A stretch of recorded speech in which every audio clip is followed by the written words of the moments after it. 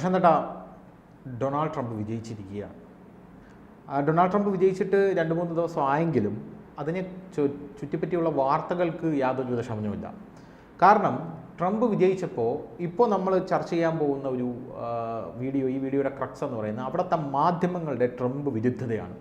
എപ്പോഴും ഒരു വലതുപക്ഷ വിരുദ്ധത മാധ്യമങ്ങൾ വച്ച് പുലർത്തുന്നുണ്ട്.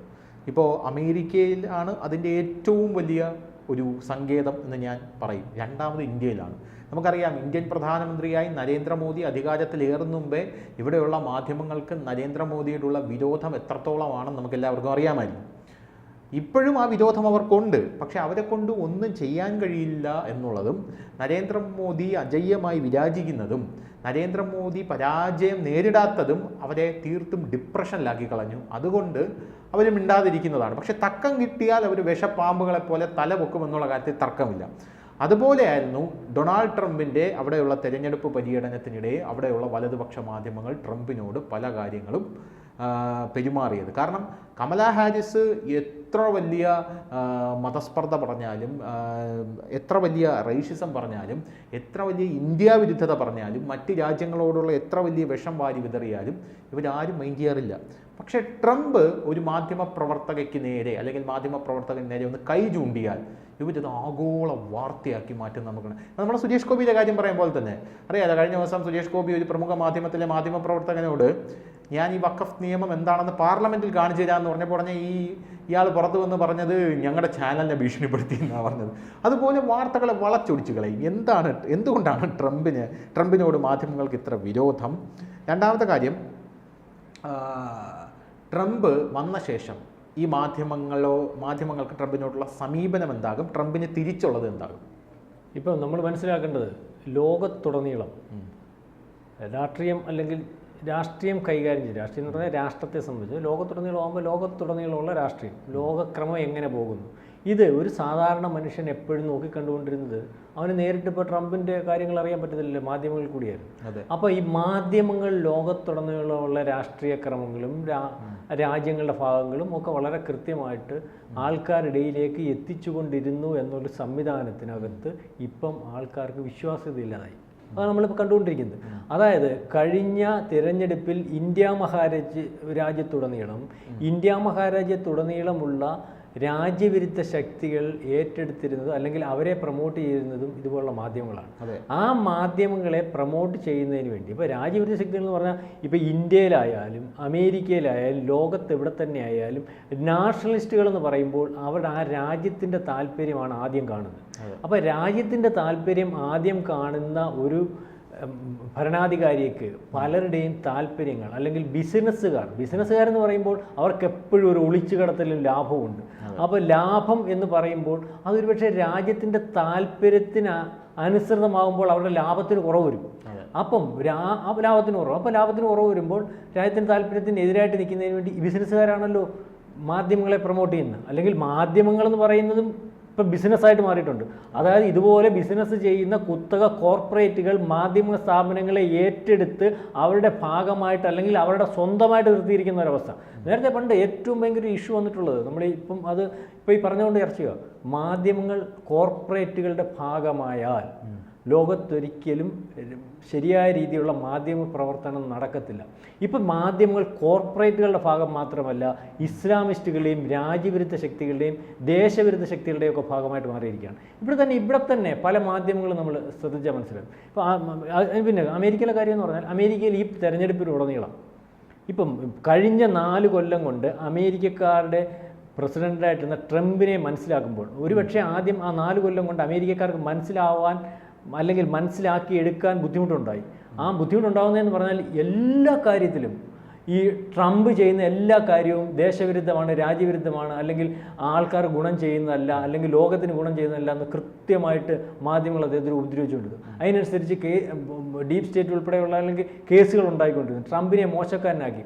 വീണ്ടും അദ്ദേഹം തെരഞ്ഞെടുപ്പിനെ നേരിട്ടപ്പോൾ നമ്മൾ കണ്ടതാണല്ലോ, ട്രംപ് ഏറ്റവും വലിയ ജനാധിപത്യ വിരുദ്ധനും രാജ്യവിരുദ്ധനും ഒക്കെ ആയിട്ട് ചിത്രീകരിച്ചു. അവസാനം ട്രംപ് തോൽക്കുന്ന ഒരവസ്ഥയിലേക്ക് വന്നു. കാരണം ഈ മാധ്യമങ്ങളെ അമേരിക്കയിൽ ഉൾപ്പെടെ, അമേരിക്കൻ മാധ്യമങ്ങളെന്ന് പറഞ്ഞാൽ ലോകത്തെ ആൾക്കാർ വിശ്വസിച്ചിരുന്നത് ഏറ്റവും കൂടുതൽ വിശ്വാസ്യതയുള്ള മാധ്യമങ്ങൾ, അല്ലെങ്കിൽ ലോകത്തിലെ മറ്റ് മാധ്യമങ്ങളും മറ്റ് രാജ്യങ്ങളും ഒക്കെ അമേരിക്കൻ മാധ്യമങ്ങളെ ഫോളോ ചെയ്യുന്നത്. കാരണം അവരുടെ വാർത്തകളാണ് അനുകരിക്കുന്നത്, അല്ലെങ്കിൽ അവരുടെ വാർത്തകൾ തന്നെ എടുത്തു പറയത്തക്ക രീതിയിലേക്കാണ് കാര്യങ്ങൾ പോകുന്നത്. പക്ഷേ ഇപ്പോൾ അതിനെല്ലാം വ്യത്യാസം വന്നു. അമേരിക്കയിലുടനീളം ഈ മാധ്യമങ്ങൾ ആദ്യമായിട്ട് അവസാനം വരെ ട്രംപിൻ്റെ തെരഞ്ഞെടുപ്പിൽ കഴിഞ്ഞ 4 കൊല്ലം പ്രവർത്തിച്ചതുപോലെ ട്രംപിൻ്റെ തെരഞ്ഞെടുപ്പിലുടനീളം നമ്മൾ പ്രവർത്തിച്ചു നമ്മൾ കണ്ടില്ലേ. നമ്മൾ പലപ്പോഴും പല ടോക്കുകളിലും ചർച്ച ചെയ്യുമ്പോൾ എപ്പം നോക്കിയാലും ട്രംപ് ഒരിക്കലും മുമ്പിൽ വരുന്നില്ല, എപ്പം നോക്കിയാലും കമലാ ഹാരിസ് മുമ്പിൽ വരുന്നു, അല്ലെങ്കിൽ ട്രംപ് ജനാധിപതി. പക്ഷേ അവസാനം ഇലക്ഷൻ കഴിഞ്ഞപ്പോൾ ട്രംപ് വന്നു. അവസാനം വന്നപ്പോൾ ഈ മാധ്യമങ്ങൾക്ക് നിവർത്തികെട്ട് ഇപ്പം മുനമ്പം വിഷയത്തിൽ മാധ്യമങ്ങൾ ചെന്ന് ഇടപെടുന്നത് പോലെ അമേരിക്കയുടെ അല്ലെങ്കിൽ ട്രംപിൻ്റെ ഭാഗമായിട്ട് വന്നു. അതിൻ്റെ അർത്ഥം എന്താണെന്നറിയാം, അമേരിക്കയിലെ ജനങ്ങളുടെ താല്പര്യത്തിനനുസരിച്ച് നിന്നില്ല എന്ന് വന്നാൽ മാധ്യമങ്ങൾ അല്ലെങ്കിൽ വിടുന്ന ഒരവസ്ഥ വരും. അവിടെ ഏറ്റവും കൂടുതൽ ഈ പറയുന്ന ഒരു സോഷ്യൽ മീഡിയകളാണ് പറയുന്നത്. സോഷ്യൽ മീഡിയയിൽ കൂടി ട്രംപിൻ്റെ വിഷയങ്ങൾ, രാജ്യത്തിൻ്റെ വിഷയങ്ങൾ, അല്ലെങ്കിൽ രാജ്യത്തിൻ്റെ എക്കണോമിക്കൽ ഗ്രോത്ത് എത്രത്തോളം പുറകിലോട്ട് പോയെന്നും രാജ്യത്തിൻ്റെ കടങ്ങളും ഉള്ള കാര്യങ്ങളും ഒക്കെ ചർച്ച ചെയ്യുന്നതിനകത്ത് തയ്യാറാകും. മാത്രമല്ല അമേരിക്കയിലുടനീളം നിലനിന്ന് കൊണ്ടുപോരുന്ന ആ രാജ്യത്തിൻ്റെ ഒരു സ്വഭാവമുണ്ട്, അവിടുത്തെ ആൾക്കാരുടെ ഒരു സ്വഭാവമുണ്ട്, സംസ്കാരം എന്ന് പറയും.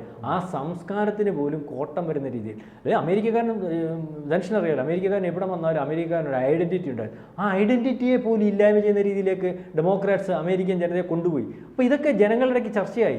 ജനങ്ങളുടെ ചർച്ചയായപ്പോഴും മാധ്യമങ്ങൾ എപ്പോഴും അത് ചർച്ചയാക്കുന്നില്ല, അല്ലെങ്കിൽ ഡെമോക്രാറ്റ്സിൻ്റെ ഭാഗമായിട്ട് പറയുന്നു, അതിൻ്റെ ഭാഗമായിട്ട് ബിസിനസ്സുകാരെ കാരണം ഇവരെയൊക്കെ മാധ്യമത്തിന് ആവശ്യം പോലെ സഹായിക്കും, അല്ലെങ്കിൽ മാധ്യമങ്ങളുടെ അജണ്ട പാസ്സാക്കി കൊടുക്കും. ബിസിനസ്സുകാരുടെ താല്പര്യത്തിനനുസരിച്ച് അവിടുത്തെ ഈ സാമ്പത്തിക വിഷയങ്ങൾക്ക് അല്ലെങ്കിൽ കാര്യങ്ങൾക്ക് അത് വ്യത്യാസം വരുത്തി കൊടുക്കും. പക്ഷേ ഇതൊന്നുമല്ല, ഇതിനപ്പുറമാണ് സോഷ്യൽ മീഡിയ എന്നുള്ള രീതിയിലേക്ക് അവിടെ കാര്യങ്ങൾ പോവുകയും അവിടെ സോഷ്യൽ മീഡിയയും അല്ലെങ്കിൽ ജനങ്ങളുടെ താല്പര്യങ്ങൾ ചർച്ച ചെയ്യുന്നത് നമ്മളുടെ കൂട്ടുള്ള മീഡിയാസ്, അല്ലെങ്കിൽ ഈ മീഡിയാസ് ഇപ്പോൾ നമ്മുടെ കാര്യം എന്ന് പറഞ്ഞാൽ നമ്മൾ പറയുന്ന കാര്യങ്ങൾ വിശ്വാസ്യത ഉണ്ടെങ്കിൽ മാത്രമേ നമുക്ക് വ്യൂവേഴ്സ് ഉണ്ടാകത്തുള്ളൂ. ഇപ്പം നമ്മൾ അല്ലെങ്കിൽ നമ്മുടെ കാര്യം പറഞ്ഞു, ഈ കാര്യത്തിനകത്ത് ആൾക്കാർ കേൾക്കാൻ താല്പര്യം വരുന്നത് എങ്ങനെയാണ്? ABC ചാനൽ അല്ലെങ്കിൽ മീഡിയ ചാനൽ പറയുന്നതിനകത്ത് അവർ പരിശോധിച്ച് നോക്കുമ്പോൾ വിശ്വാസ്യത, മീഡിയ മലയാളം, അപ്പോൾ അതിനകത്ത് വിശ്വാസം ഉണ്ടെങ്കിൽ കേൾക്കത്തുള്ളൂ. കാരണം എന്നാലേ ഒരു യൂട്യൂബ് ചാനൽ, ഈ യൂട്യൂബ് ചാനലുകൾക്ക് ഈ പറയുന്ന റോയിറ്റേഴ്സ് പോലെയും BBC പോലെയുള്ള ചാനലുകളെക്കാൾ അല്ലെങ്കിൽ മുഖ്യധാര മാധ്യമങ്ങളെക്കാട്ടിൽ ആൾക്കാരുടെ വിശ്വാസ്യത വരുന്നൊരവസ്ഥ. ഇവിടെ എന്ന് പറഞ്ഞു കഴിഞ്ഞാൽ നരേന്ദ്രമോദിയുടെ ഇലക്ഷൻ ക്യാമ്പയില് ഭൂരിഭാഗവും സോഷ്യൽ മീഡിയ വഴിയും മറ്റുമായിരുന്നു. ചാനലുകളൊന്നും അടുപ്പിച്ചിട്ടില്ല. അല്ല, ചാനലുകൾ അടുപ്പിച്ചില്ല, ചാനലുകളെ എഗൻസ്റ്റ് ആയിരുന്നല്ലോ. മുഖ്യധാര മാധ്യമങ്ങളെ കയ്യിലെടുത്തല്ലോ. ഒരു ലേഖനം എഴുതുന്നതിന് പോലും 10-30,000 രൂപ കൊടുക്കുന്ന രീതിയിലേക്ക് ജോർജ് സോറസ് ഉൾപ്പെടെ അല്ലെങ്കിൽ ഈ ഇസ്ലാമിസ്റ്റുകളെ പങ്കുണ്ടെന്ന് പിന്നെ തെളിഞ്ഞു വന്നല്ലോ. അപ്പം ഞാനീ പറഞ്ഞത് ഈ മുഖ്യധാര മാധ്യമങ്ങൾ, ഇപ്പോൾ മുഖ്യധാര മാധ്യമങ്ങളുടെ അവസ്ഥ എത്രത്തോളം ഉണ്ടെന്നുള്ള കാര്യം, മുഖ്യധാര മാധ്യമങ്ങൾ ഇത്തരത്തിൽ ബിസിനസ്സുകാർക്ക് വേണ്ടിയും താല്പര്യക്കാർക്ക് വേണ്ടിയും വാർത്തകൾ പടച്ചുവിട്ട് മുഖ്യധാര മാധ്യമങ്ങൾക്ക് വ്യൂവേഴ്സ് ഇല്ലാതെയും വായനക്കാരില്ലാതെയും പുറകോട്ട് പോകുന്നൊരവസ്ഥ ഇപ്പോൾ തീർത്തും ആരുടെയെങ്കിലും അജണ്ട പാസ്സാക്കുന്നതിന് വേണ്ടി മാധ്യമ പ്രവർത്തനം നടത്തേണ്ടതായിട്ട് വരുന്ന ഒരു ഗതികേടിലേക്ക് ഇത്തരം പെയ്ഡ് ന്യൂസുകൾ ചെയ്ത് നല്ല രീതിയിൽ പൊക്കോണ്ടിരുന്ന മുഖ്യധാര മാധ്യമങ്ങൾ ഇപ്പം അതിൻ്റെ ആൾക്കാരുടെ വിശ്വാസ്യത നഷ്ടപ്പെട്ട് പൂർണ്ണമായിട്ടും പെയ്ഡ് ന്യൂസിലേക്ക് പോകേണ്ട ഒരവസ്ഥ. കാരണം ആൾക്കാർ പറയുന്ന രീതിയിലേക്ക് വാർത്തകൾ വളച്ചൊടിക്കേണ്ടത്. ഇപ്പോൾ കുറച്ച് മുമ്പ് സുരേഷ് ഗോപിയുടെ കാര്യം പറഞ്ഞില്ലേ, സുരേഷ് ഗോപി മുനമ്പത്തിറങ്ങിയപ്പോൾ നമ്മൾ ഇതിൻ്റെ ഇടയ്ക്ക് പറയാം, മുനമ്പത്തിറങ്ങിയപ്പോൾ മുനമ്പത്തിൻ്റെ സ്വഭാവം മാറി. അപ്പോൾ അങ്ങനത്തെ ഒരാൾ വേണ്ട, രാജ്യത്തിൻ്റെ താല്പര്യത്തിനനുസരിച്ച് ഒരാൾ വേണ്ട. അയാളെ ഇല്ലായ്മ ചെയ്യുന്നതിന് വേണ്ടി അല്ലെങ്കിൽ മുനമ്പം വിഷയം ഇതുവരെ മറച്ചു പിടിച്ചിരുന്ന മാധ്യമങ്ങൾ ആ മുനമ്പം വിഷയത്തെ ഏറ്റെടുക്കേണ്ടി വന്നു. എന്തുകൊണ്ട്? സുരേഷ് ഗോപിയുടെ ചെന്നുകൂടി. അപ്പോൾ ആ സുരേഷ് ഗോപി എങ്ങനെയും രാഷ്ട്രീയത്തിൽ നിന്ന്, കാരണം ഈ ബിസിനസ് രാഷ്ട്രീയത്തിൽ നിന്ന് അല്ലെങ്കിൽ ഈ അജണ്ടയുള്ള രാഷ്ട്രീയക്കാരിൽ നിന്ന് കാരുടെ താല്പര്യത്തിൽ നിന്ന് ഒഴിവാക്കിക്കളണം, എന്നാലേ ഇവരുടെ കാര്യം നടക്കുന്നു. അപ്പോൾ ഞാനീ പറഞ്ഞത് ഈ മുഖ്യധാര മാധ്യമങ്ങൾ ഈ രീതിയിൽ പോവുകയാണെങ്കിൽ ഒരു 5 കൊല്ലത്തിനപ്പുറം പോകാൻ സാധ്യതയില്ല. കാരണം ഇവരുടെ ആൾക്കാർ ഉൾക്കൊള്ളാതാകുമ്പോൾ വരുമ്പം നമ്മൾ രാവിലെ പത്രം ധനുഷ് നോക്കുന്നു, ഞാൻ നോക്കുന്നു, ഈ പത്രത്തിനകത്ത് വരുന്ന മൊത്തം വ്യാജമാണ്. ചില പത്രങ്ങൾ നമ്മൾ നോക്കാറില്ല, തുറന്നു പോലും നോക്കാറില്ല. ഏത് പത്രമാണ് ഞാൻ പറയുന്നില്ല. എന്തുകൊണ്ടാണ്? അതിനകത്ത് വരുന്ന വാർത്തയ്ക്കകത്ത് വിശ്വാസതയില്ല. ഇതുപോലെ മുഖ്യധാര മാധ്യമങ്ങൾക്കിടെ വാർത്തയ്ക്കകത്ത് വിശ്വാസത ഇല്ലാതെ വന്നാൽ അത് ആൾക്കാർ ഏറ്റെടുക്കാതെ വരികയും ഇതുപോലുള്ള യൂട്യൂബേഴ്സിനെയും അല്ലെങ്കിൽ ഇതുപോലുള്ള ശരിയായ വാർത്തകൾ പറയുന്ന ആൾക്കാരെയും ഡിപ്പെൻഡ് ചെയ്യുകയൊക്കെ ചെയ്യും. അതും അമേരിക്കയ്ക്ക് ഏറ്റവും വലിയ അപകടം. അമേരിക്കയാണല്ലോ എല്ലാത്തിനകത്തും മറ്റ് രാജ്യങ്ങൾ ഫോളോ അപ്പ് ചെയ്യുന്നത്. അതുകൊണ്ടാണ് അമേരിക്കൻ പ്രസിഡന്റ് എന്ന് പറഞ്ഞാൽ ലോക പ്രസിഡന്റ്, അല്ലെങ്കിൽ അമേരിക്കൻ മാധ്യമങ്ങൾ എന്ന് പറഞ്ഞാൽ അത് പറയുന്നത് സത്യമാണെന്നും അല്ലെങ്കിൽ അതിനകത്ത് കാര്യമുണ്ടെന്നും കണ്ട് എല്ലാ മാധ്യമങ്ങളും അതിനെ ഫോളോ അപ്പ്, രാജ്യങ്ങൾ ഫോളോ അപ്പ് ചെയ്യുന്നു. ഇപ്പോൾ തന്നെ യുദ്ധം എങ്ങനെയായിരുന്നു റിപ്പോർട്ട് ചെയ്തുകൊണ്ടിരുന്നത്? യുദ്ധത്തിനകത്ത് എപ്പോഴും ഒരു സൈഡ് പിടിച്ച്, അല്ലെങ്കിൽ ഇസ്രായേൽ 100 ബോംബിട്ടാൽ പറഞ്ഞു അതിനകത്ത് ഉടനെ പൊട്ടിയുള്ളൂ, ഇതേ രീതിയിൽ. അപ്പോൾ ഇതൊക്കെ ആൾക്കാർക്ക് മനസ്സിലായി തുടങ്ങി. ഞാനീ പറയുന്നത് അപ്പം ഈ രീതിയിൽ മീഡിയ വൺ എന്ന് പറയുന്ന ഇവിടുത്തെ ചാനൽ ചെയ്യുന്ന ജോലി അമേരിക്കയിലെ മുഖ്യധാരാ മാധ്യമങ്ങൾ ചെയ്തു. പക്ഷേ ആ ചെയ്ത ജോലിക്ക് പ്രയോജനമില്ലാതായി. ആൾക്കാർ തിരിച്ചറിഞ്ഞ് തുടങ്ങുന്ന ഒരവസ്ഥ വന്നാൽ, ജനാധിപത്യ സംവിധാനമുള്ള ഏത് ലോകക്രമത്തിലും ആൾക്കാർ തിരിച്ചറിയുന്ന ഒരു സംവിധാനത്തിലേക്ക് വന്നാൽ അധികം നാൾ ആൾക്കാരെ കബളിപ്പിക്കാൻ സാധിക്കുന്നില്ല. അതുകൊണ്ട് തന്നെയാണ് ജനാധിപത്യ സംവിധാനത്തെ ഇല്ലായ്മ ചെയ്യുന്നതിന് വേണ്ടി ഈ ഇസ്ലാമിസ്റ്റുകളും ഇത്തരത്തിലുള്ള കുത്തകളും വളരെ കൃത്യമായിട്ട് പ്രയത്നിച്ചുകൊണ്ടിരിക്കുന്നത്. അതുകൊണ്ടാണ് പലയിടത്തും കലാപങ്ങൾ അല്ലെങ്കിൽ മറ്റു രീതിയിലെ ഏത് രീതിയിലേക്കായാലും അവരുടെ ലോകക്രമത്തിലേക്ക് കാര്യങ്ങൾ കൊണ്ടുപോകാൻ വേണ്ടി ശ്രമിക്കുന്നു. അതുകൊണ്ട് മാധ്യമങ്ങൾക്ക് പ്രസക്തിയില്ലാത്തൊരവസ്ഥ, അത് ഈ അമേരിക്കൻ തെരഞ്ഞെടുപ്പോടുകൂടി ലോക മാധ്യമങ്ങൾക്ക് പോലും വിശ്വാസ്യതയില്ലാത്തതും പ്രസക്തിയില്ലാത്തതും നമ്മുടെ മീഡിയ വൺ പോലെയുള്ള അവസ്ഥയിലേക്ക് കാര്യങ്ങൾ എത്തിച്ചേർന്നതാണ് നമുക്ക് മനസ്സിലാവും.